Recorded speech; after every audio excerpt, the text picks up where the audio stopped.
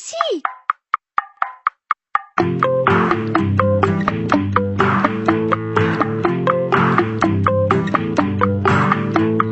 Dis-moi Lucie, comment fait-on les fossiles? D'où vient le vent des océans? Pourquoi le feu se cache dans les volcans? Pourquoi la neige et le mauvais temps? Dis-moi Lucie, comment fait-on les enfants? Pourquoi l'hirondelle annonce le printemps? Pourquoi la lune disparaît au soleil levant? Où vont les ruisseaux, les rivières, les torrents? Pourquoi mes yeux sont clairs, un peu transparents? Pourquoi les tiens sont d'un noir éclatant? Comment la lumière au bout du verre luisant? Il paraît qu'il existe des poissons volants. C'est dingue, Lucie, avec toi chaque jour tout ce qu'on apprend. C'est dingue, Lucie, avec toi comme le monde est plus amusant. Où vont les ruisseaux, les rivières, les torrents? Pourquoi mes yeux sont clairs? Oh non, les piles sont mortes. Il faut que je les recharge. Zut alors, juste sur ma chanson préférée. Aujourd'hui, nous aurions du mal à vivre sans tous nos appareils électriques.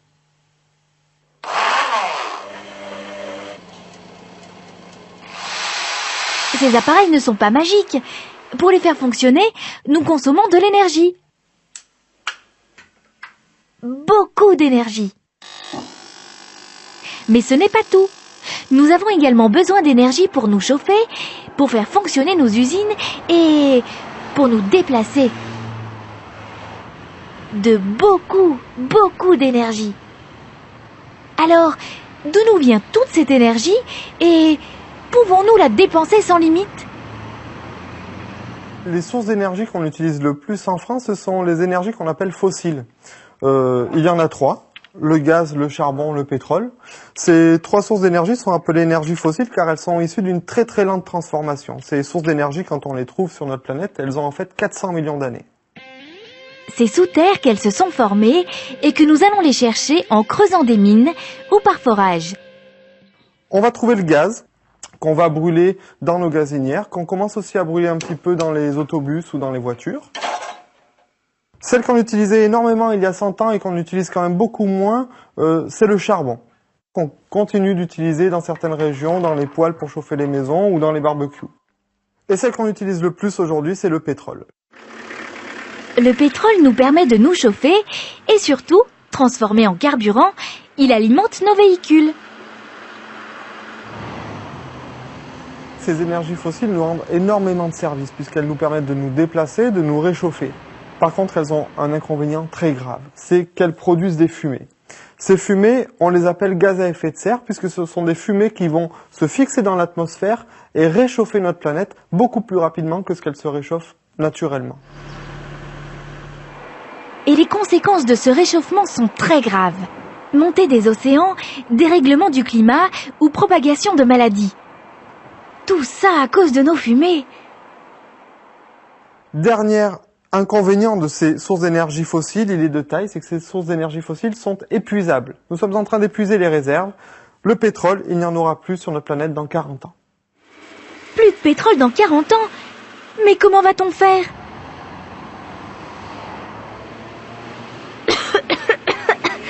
Oh, il y en a marre de cette pollution. Je file à la campagne.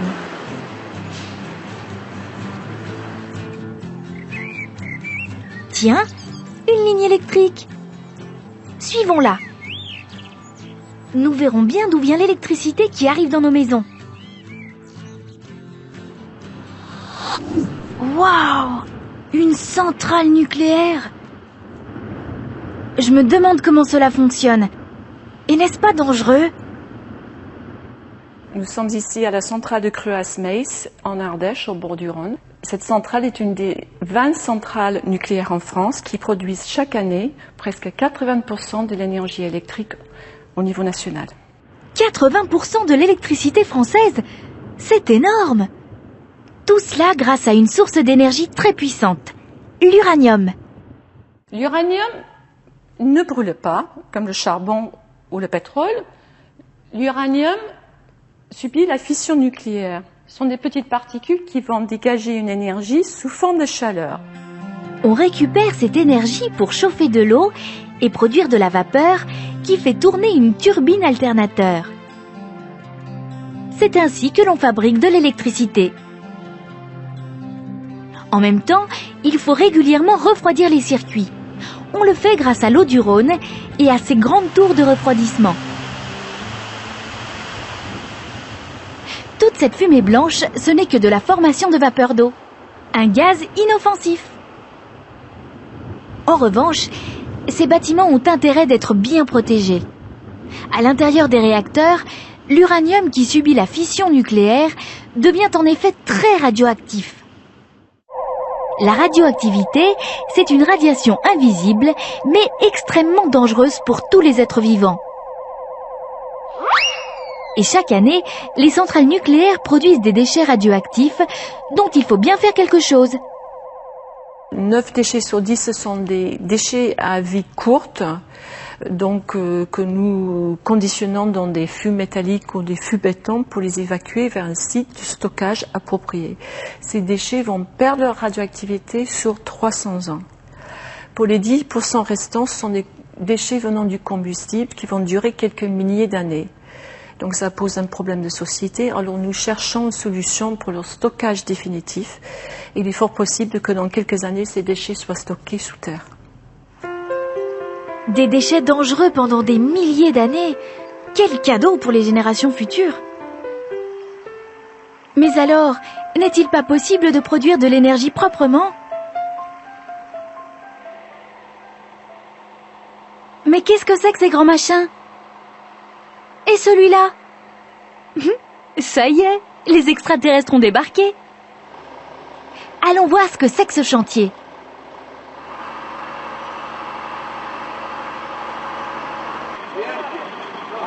On se retrouve sur la construction d'un parc éolien. Donc c'est un site qui va se composer de 23 éoliennes.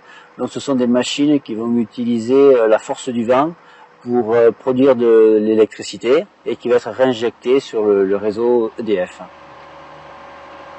Donc on se trouve dans une phase de levage. Donc, il y a des grosses grues qui lèvent les éoliennes par petits morceaux de 20-25 tonnes.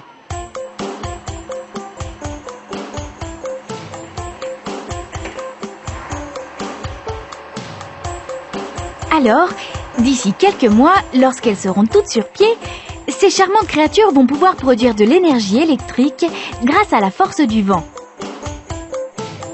Comme sur ce site où les éoliennes fonctionnent déjà depuis 5 ans.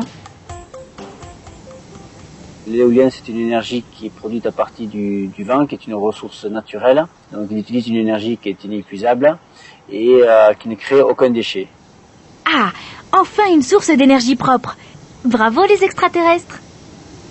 Mais, et quand le vent ne souffle pas, les éoliennes ne produisent plus d'énergie. Aujourd'hui, l'énergie éolienne va permettre de réduire les émissions de gaz polluants, de déchets radioactifs, mais ne pourra pas se substituer aux autres énergies. Donc l'avantage principal, c'est une complémentarité entre toutes ces sources d'énergie. Alors, même s'il ne souffle pas tout le temps, le vent va nous aider à moins polluer notre planète. Mais dis-moi, je crois que j'en connais un autre qui a de l'énergie propre à nous offrir. Et oui, le soleil, en personne. Et ce qu'il y a de bien avec l'énergie solaire, c'est que chacun peut s'équiper chez soi. Alors j'ai fait installer sur ma maison des panneaux solaires. Il y a ceux qui sont en haut, c'est pour le chauffe-eau solaire. La chaleur du soleil est captée par des plaques noires. Il y a des tuyaux qui sont réchauffés donc et qui me produisent de l'eau chaude. De l'eau chauffée gratuitement par le soleil pour tous les besoins de la maison. Puis un peu plus bas, j'ai des panneaux qui s'appellent avec des cellules photovoltaïques et là qui fabriquent de l'électricité. C'est la lumière qui fabrique de l'électricité. Des cellules photovoltaïques qui transforment la lumière du soleil en électricité. Génial! Mais quand il n'y a pas de soleil, ça fait une coupure d'électricité. La nuit, il n'y a pas de soleil. Donc à ce moment-là, j'utilise l'électricité du réseau EDF. En plein été, il y a beaucoup de soleil. Et moi, je ne consomme pas du tout toute l'électricité qui est produite. Donc, mon électricité est renvoyée dans le réseau EDF. Le photovoltaïque nous permet de devenir nous-mêmes producteurs d'électricité. Ça fait des économies d'argent et de pollution. Merci le soleil! Le soleil, eh bien, il est là encore pour 4 milliards d'années, je crois.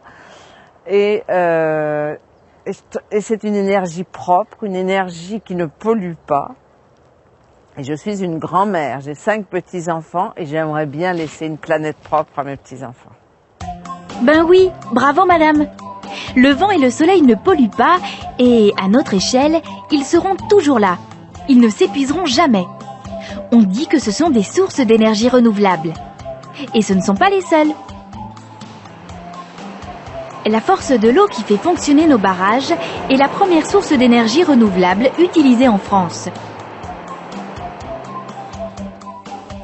Le bois, qui nous permet de nous chauffer, est également une source d'énergie renouvelable, à condition de replanter ce qu'on brûle.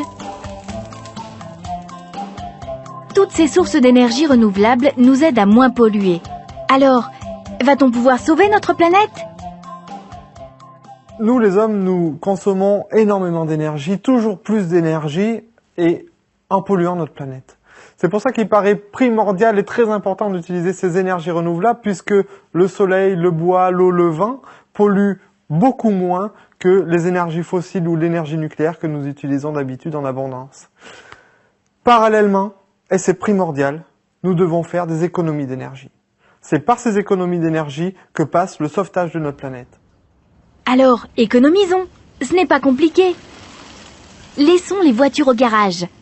Pour te déplacer, tu peux prendre ton vélo ou utiliser les transports en commun.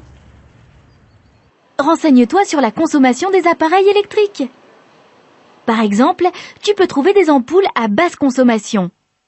Arrêtons le gaspillage. Éteins les lumières quand tu sors d'une pièce et en hiver, lorsque tu as froid, pense à mettre un pull plutôt que d'augmenter le chauffage. Tu vois, économiser, ce n'est pas revenir à la bougie. C'est simplement prendre quelques habitudes de vie plus responsables. Alors, à toi de jouer. Comment la lumière au bout du verre luisant, il paraît qu'il existe des poissons. Pratique le mini panneau photovoltaïque. C'est quoi Lucie, la télé?